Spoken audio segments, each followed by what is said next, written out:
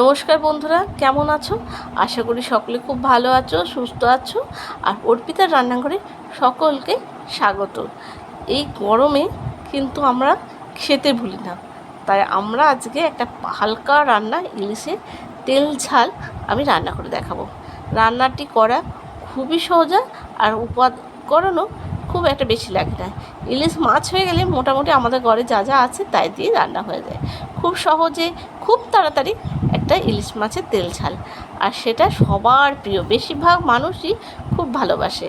আমি ইলিশ মাছগুলোকে নুন হলুদ মাখিয়ে নিয়েছিলাম, তারপরে হালকা করে ভেজে তুলে নিয়ে বাকি দু পিস আবার দিয়ে দিয়েছিলাম।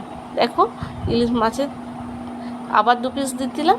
আর রঙটা দেখো মাছটা কতটুকু হয়েছে, বেশি কিন্তু কড়া করে আমি ভাজিনি। ইলিশ মাছ একটু কাঁচা কাঁচা থাকলেই ভালো লাগে, কিন্তু আমি হালকা করে একটু ভেজে নিলাম। ইলিশ মাছটা ভাজা হয়ে গেলে মোটামুটি আমি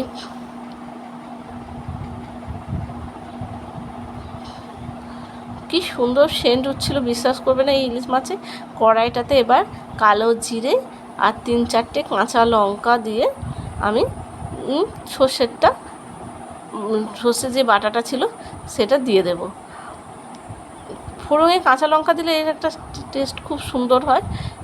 এরপরে সর্ষে বাটাটা দিয়ে দিলাম। আর তোমার এবার একটু ফুটতে দেবো। আর সঙ্গে দেব স্বাদ অনুযায়ী, সবার নিজস্ব স্বাদ অনুযায়ী নুন দেবে। আমার মনে হলো এইটুকু সর্ষে বাটাতে তেল ঝালে আমার এইটুকু নুন দিলেই যথেষ্ট। তোমরা নিজেদের টেস্ট অনুযায়ী দেবে। আর একটুখানি আন্দাজ মতো দেবে, আর একটুখানি হলুদ দেব। আর বিশেষ কিছু মশলা আমার এই রান্নাতে লাগবে না। আর খেতে গরম ভাতে অপূর্ব। তোমরা যারা জানো তারা তো জানোই, আর যারা জানো না তারাও এইভাবে সহজভাবে সর্ষের তেল ঝাল করে খেয়ে দেখবে, খুব ভালো হবে। আমি এরপরে মাছগুলোকে একটু ফুটে উঠলেই মাছগুলোকে দিয়ে দেব। বন্ধুরা বিশেষ করো, প্রত্যেকে খুব নাম করেছিল এই সর্ষে তেল খেয়ে, ইলিশ মাছ খেয়ে। তোমরাও নিজেদের আত্মীয়দের খুব সহজভাবে, যারা রাঁধতে জানো না এইভাবে তেল ইলিশ, তারা যেন এইভাবে বানিয়ে খেও। আর বন্ধুরা জানিও এই রান্নাটা তোমাদের কেমন লাগলো। যদি খুব ভালো লাগে অবশ্যই একটা লাইক দেবে, আর কমেন্ট করতে ছাড়বে না। তাহলে ভালো থেকো।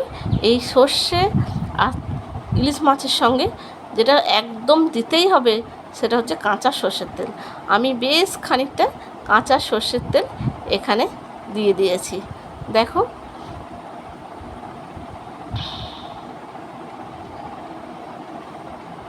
আমার রান্না তৈরি। বন্ধুরা তোমরা কিন্তু জানিও কেমন হলো। টাটা।